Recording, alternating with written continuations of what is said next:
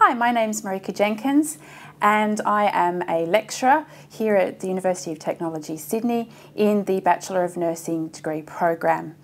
I teach medical surgical nursing and I also specialise in perioperative based nursing subjects as well. I'm going to be asking some interview questions today, and some of the things that interviewers may be looking for in answering some of these questions is you giving a professional look and answering in a professional manner, being passionate about nursing and looking like that nursing is something that you are very passionate about and wanting to work hard in. Clearly be familiar with the selection criteria that is associated with the position you've applied for, and also answering with confidence.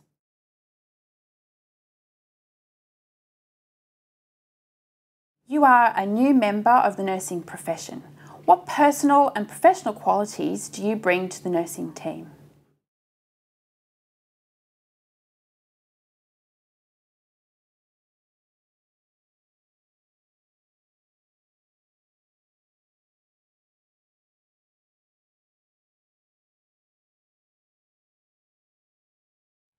The personal and professional qualities I've developed during my clinical placements and course would include my ability to assimilate new knowledge and apply it in a practical setting. However, one important quality that I would like to highlight is my ability to communicate and collaborate effectively and respectfully with a wide range of diverse groups. I personally come from a small community with a strong culture, and I feel passionate about being culturally aware. An example of this would be as a nursing student on a clinical placement, I witnessed a male anaesthetist interview a young Aboriginal woman who was preparing for surgery. The woman gave minimal eye contact and mostly kept her eyes facing the same direction as the anaesthetist, which was towards the door. I overheard the anaesthetic nurse I was working with comment on how she was worried the patient was not paying attention during the interview. I explained that eye contact can be considered rude in some Aboriginal cultures, and it's often a sign of respect to face the same direction as the speaker, like you're both looking into a fire. The experience reminded me of the importance of caring for patients, not only adhering to their cultural considerations, but also being aware of your own cultural practices and how they might influence the way you deliver your care. We also then went on to educate the male anaesthetist on his cultural awareness, and it was a good outcome for all of us involved.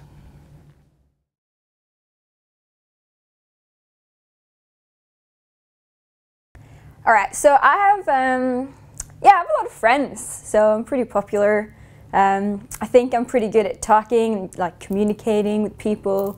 People, they like me. I'm pretty popular, so I'm easy to get along with at work, and I talk, like a lot of my friends, they come to me if they have any problems, so I'm a really good listener, and I think that would be good. Oh, sorry, I can't talk right now, and I'm in an interview. I'll call you back later though. All right. Yeah, sorry about that. Like I told you, like a lot of people call me with their problems, and it's important in your job as well to be accessible.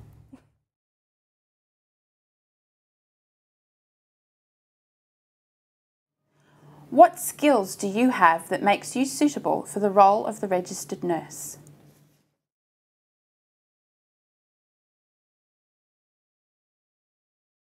During my degree at UTS, each subject has incorporated graduate attributes that have ensured I not only leave with a degree, but a professional disposition.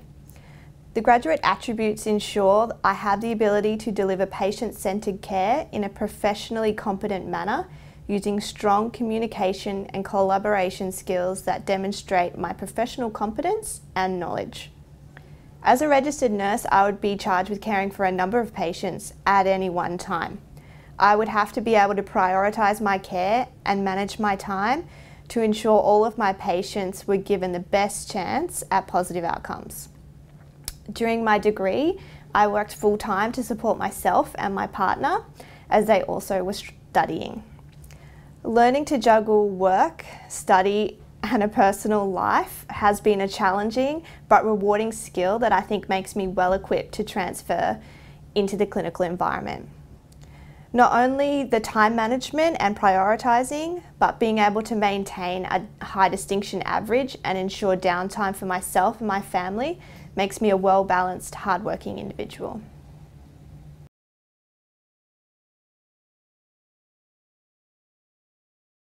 Well, I did a nursing degree at uni, a pretty good uni like UTS, so that was pretty good. And I finished that degree, so I'm ready to be a nurse. You know, like when you do a Bachelor of Nursing, you become a nurse. So yeah, I'm ready to be a nurse.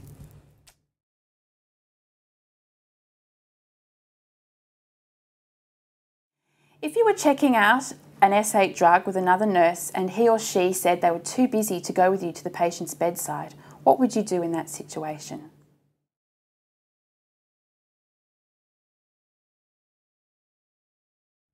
As a registered nurse, I am fully aware that the New South Wales Poisons and Therapeutic Goods Act and the Poisons and Therapeutic Goods Regulation dictate that New South Wales health policies and directives regarding S8 medications clearly state that the two nurses who remove the drug from the lock cupboard must then take that drug to the patient together and both sign the medication chart after administering the prescribed dose, obviously after adhering to the 6 rights.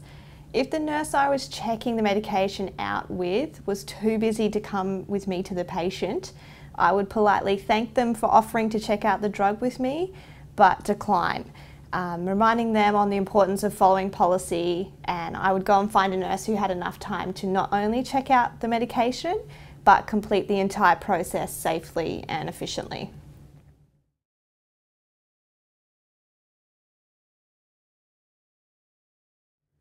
Well, the first thing I would do is probably tell the nurse how annoying it is that they can't take another 5 minutes out of their day to actually just come and sign it off with me. But I'll probably check out the drug anyway because the patient needs their medication. It's important that they get it, and then hopefully on the way to the patient's bedside I could find another registered nurse to sign it, because I know you need 2 nurses to sign off on those types of medications.